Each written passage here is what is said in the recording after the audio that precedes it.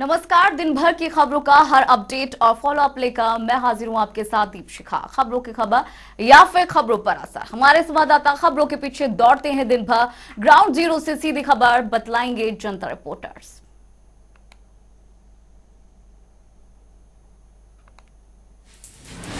Mission UP पर BJP के राष्ट्रीय अध्यक्ष जेपी नड्डा आज कानपुर पहुंचे।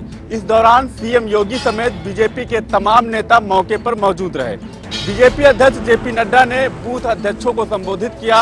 इस दौरान उन्होंने आगामी विधानसभा चुनावों को लेकर कार्यकर्ताओं और बूथ अध्यक्षों को जीत का मंत्र दिया। वहीं संबोधन के दौरान यूपी सीएम योगी आदित्यनाथ ने एआईएमआईएम चीफ ओवैसी पर जमकर निशाना साधा।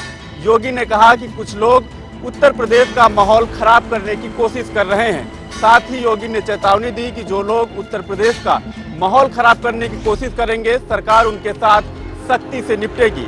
आपको बता दें कि बाराबंकी में रैली के दौरान ओवैसी ने कहा था कि अगर केंद्र सरकार एनपीआर और एनआरसी पर कानून बनाती है तो वो फिर से बाराबंकी में ही शाहीन बाग बना देंगे। आपको बता दें कि जैसे जैसे उत्तर प्रदेश में चुनाव नजदीक आ रहे हैं, वैसे वैसे नेताओं की जुबान और तल्ख होती नजर आएगी।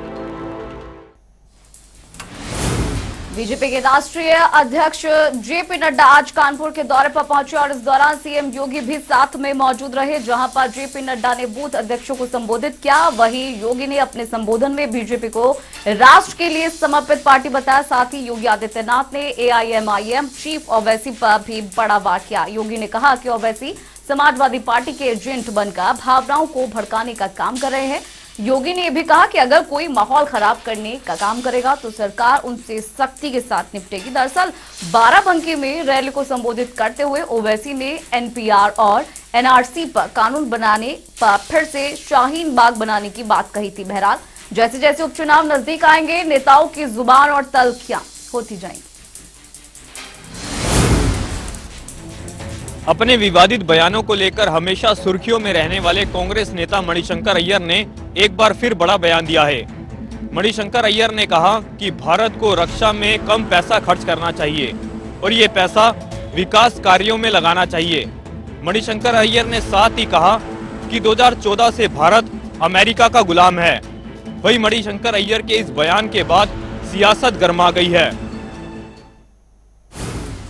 कांग्रेस नेता मणिशंकर अय्यर ने अपने एक बयान में विवाद खड़ा कर दिया है। उन्होंने कहा है कि भारत को रक्षा पर ज्यादा खर्च करने की बजाय शिक्षा और स्वास्थ्य पर खर्च करना चाहिए। उन्होंने दिल्ली में भारत रूस समाज कार्यक्रम को संबोधित करते हुए दावा किया है कि अगर देश सैन्य हथियारों में कम निवेश करे तो दुनिया से गरीबी दूर की जा सकती है। अय्यर ने इसके साथ ये भी कहा है कि साल 2014 के बाद से हम अमेरिका के गुलाम है। अय्यर ने कहा कि पिछले 7 साल से हम देख रहे हैं कि हम अमेरिकियों के गुलाम बनकर बैठे हैं और रूस भारत के रिश्तों में भी खटास आ चुकी है।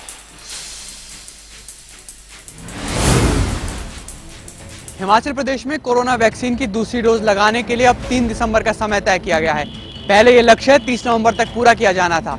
हिमाचल प्रदेश सरकार की ओर से कोरोना वैक्सीन की पहली डोज 53,77,000 लोगों को लगाई गई, लेकिन अब दूसरी डोज के लिए 55,23,000 का आंकड़ा तय किया गया है। अगर 3 दिसंबर तक ये आंकड़ा पूरा हो जाता है तो 4 दिसंबर के दिन एक भव्य कार्यक्रम का आयोजन किया जाएगा। इसमें केंद्रीय स्वास्थ्य मंत्री मनसुख मांडविया के साथ बीजेपी राष्ट्रीय अध्यक्ष जगत प्रकाश नड्डा और हिमाचल प्रदेश के बड़े चेहरे शामिल होंगे। हिमाचल प्रदेश में कोरोना वैक्सीन की दूसरी डोज का 100% लक्ष्य अब 30 नवंबर की बजाय 3 दिसंबर को पूरा होगा। 4 दिसंबर को इस उपलक्ष्य में मंडी में एक कार्यक्रम आयोजित किया जाएगा। इसमें केंद्रीय स्वास्थ्य मंत्री डॉक्टर मनसुख मांडविया और भाजपा के राष्ट्रीय अध्यक्ष जेपी नड्डा मौजूद रहेंगे। किन्नौर, सोलन और ऊना जिले के अंदर 100% लोगों को दूसरी डोज लग चुकी है। शिमला, ऊना में 93%, जबकि अन्य जिलों में 83% से ज्यादा लोगों को वैक्सीन की दूसरी डोज लग चुकी है। स्वास्थ्य सचिव अमिताभ अवस्थी ने बताया है कि प्रदेश में दूसरी डोज में भी 100% लोगों को वैक्सीन लगाने के बिल्कुल करीब है और हफ्ते भर में ये लक्ष्य पूरा कर दिया जाएगा।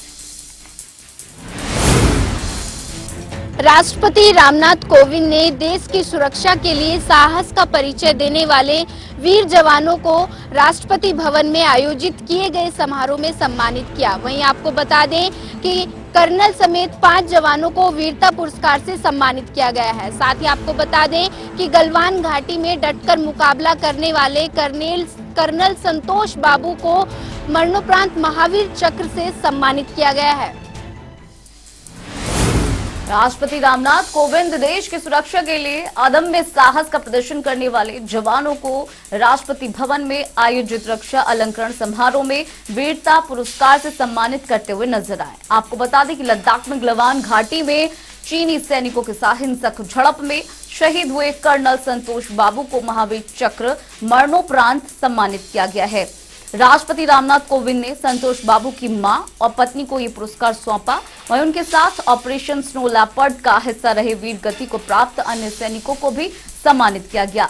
नायब सूबेदार लुडूराम सोरेन, हवलदार के पिलानी, नायक दीपक सिंह और सिपाही गुरतेज सिंह और हवलदार तेजेंद्र सिंह को सम्मानित किया गया।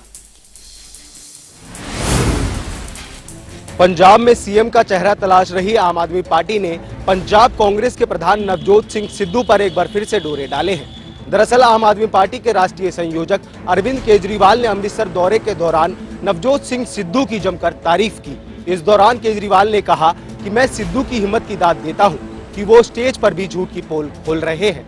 वहीं केजरीवाल के इस बयान से पंजाब में सियासी हलचल एक बार फिर से तेज हो गई है।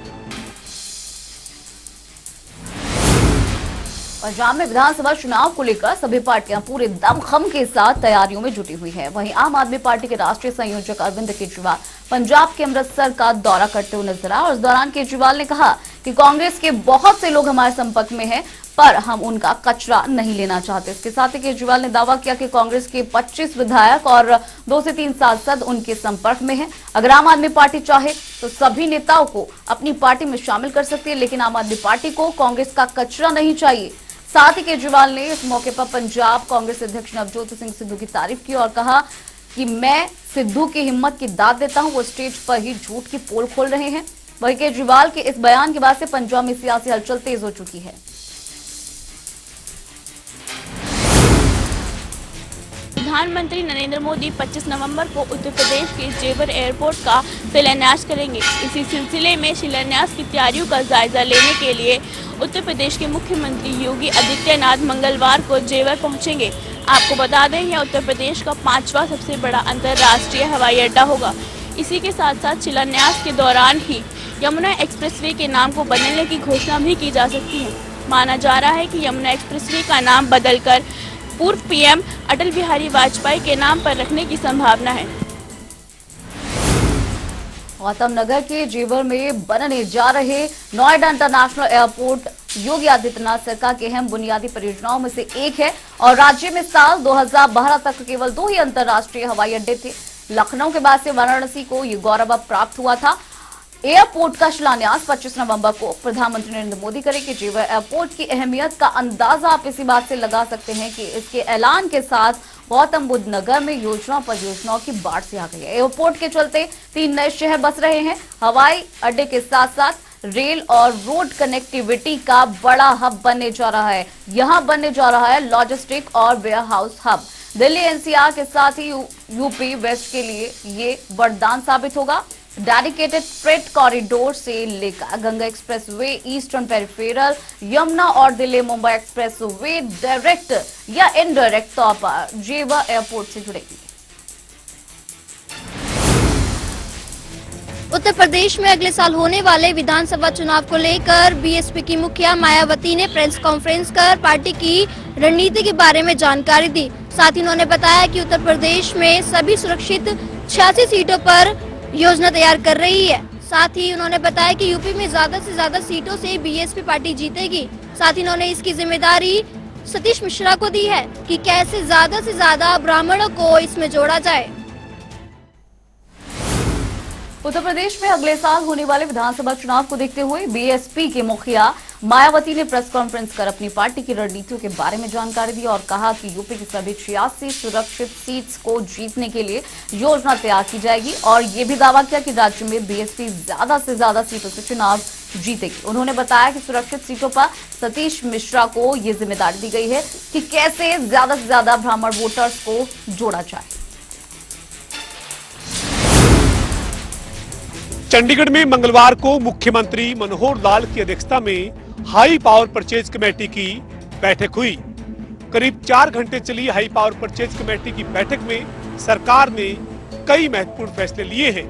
हाई पावर परचेज कमेटी की बैठक में सरकार ने 560 करोड़ रुपए की लागत से टैबलेट खरीद को मंजूरी दी है।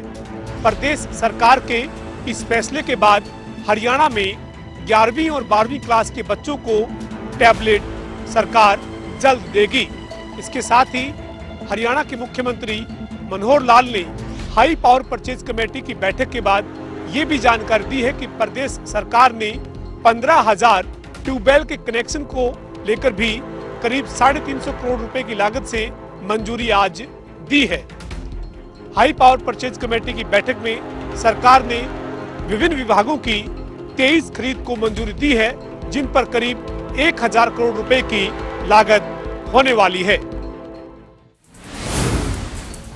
उत्तर प्रदेश में भारतीय जनता पार्टी त्रिदेव के भरोसे इस बार चुनाव में उतरने जा रही है। ये त्रिदेव बूथ अध्यक्ष, बूथ महामंत्री और बूथ प्रभारी होने वाले हैं। तो वहीं आज भारतीय जनता पार्टी के राष्ट्रीय अध्यक्ष जेपी नड्डा भी कानपुर पहुंचे और उन्होंने कानपुर बुंदेलखंड क्षेत्र के बूथ अध्यक्षों के सम्मेलन में शिरकत की और जीत की रणनीति तय करी। इसके साथ ही साथ बूथ अध्यक्षों को जीत का मंत्र भी दिया। लेकिन जिस तरह से हजारों की संख्या में बूथ अध्यक्ष इस सम्मेलन में पहुंचे थे, तो कहीं ना कहीं उन्होंने मंच से इसका जिक्र भी कर दिया कि जिस पार्टी के पास सिर्फ कानपुर बुंदेलखंड क्षेत्र में हजारों की संख्या में बूथ अध्यक्ष हैं, तो ये सम्मेलन नहीं एक जनसभा बन गई है। जेपी नड्डा ने मंच से ही विपक्षी दलों पर सीधे निशाना साधा और विपक्षी दलों को सिर्फ परिवारवाद की पार्टी बताया। इस दौरान उन्होंने जीत की रणनीति तय करी और जेपी नड्डा जब मंच पर पहुंचे थे तो उनके साथ मंच पर उत्तर प्रदेश के मुख्यमंत्री योगी आदित्यनाथ, उत्तर प्रदेश के प्रदेश अध्यक्ष स्वतंत्र देव सिंह,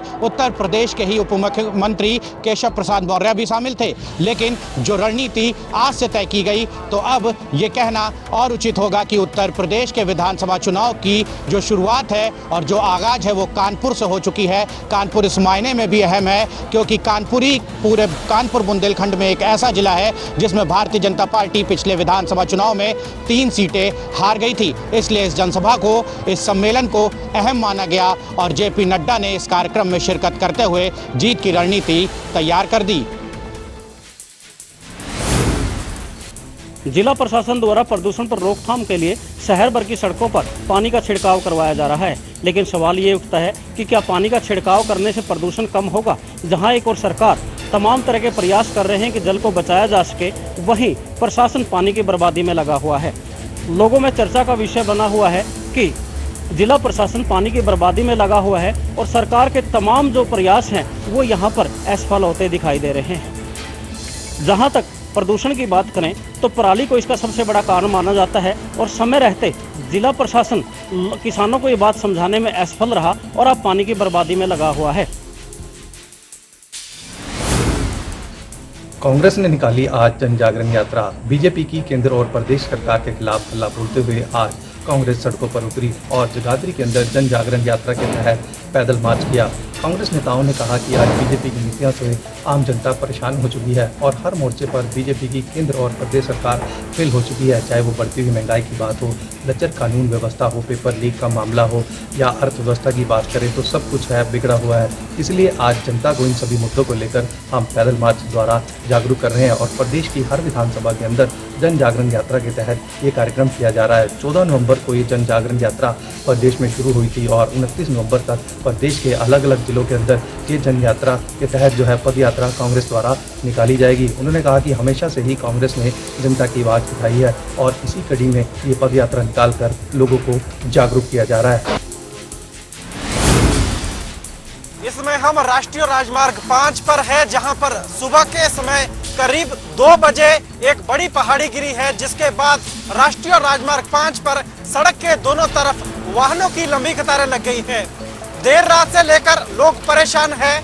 जिन्होंने शिमला जाना था या शिमला से रामपुर की तरफ जाना था, वो देर रात से यहाँ पर फंसे हुए हैं और प्रशासन की तरफ से 2-2 मशीनें यहाँ पर सड़क की बहाली के लिए लगाई गई है, लेकिन 12 घंटे से अधिक का समय बीत चुका है, लेकिन अभी तक सड़क नहीं खुल पाई है, जिसकी वजह से लोग खासे परेशान हैं और लोग प्रशासन से गुहार लगा रहे हैं कि जल्द से जल्द इस सड़क को बहाल किया जाए ताकि उन्हें देर रात तक कोई परेशानी ना हो।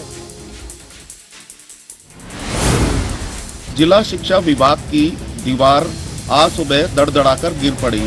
गनीमत यह रही कि एक बड़ा हादसा होने से बच गया। यहाँ स्कूल भी है और यहाँ बुजुर्ग जो है इस दीवार के साथ बैठे रहते हैं। अगर दिन में यह हादसा हुआ होता तो एक बड़ा हादसा यहाँ देखने को मिलता। अगर बात करें तो यहाँ के लोगों ने कई बार इस विषय में यहाँ शिक्षा विभाग के अधिकारियों को सूचित कर दिया गया था कि दीवार जो है जर्जर अवस्था में है, इसकी मरम्मत कराई जाए, लेकिन विभाग के अधिकारियों ने इस ओर ध्यान नहीं दिया। ऐसे में आज सुबह यह दीवार गिर गई। इस दीवार के नीचे एक कार तथा एक रेहड़ी दब गई जो पूरी तरह से टूट चुकी है।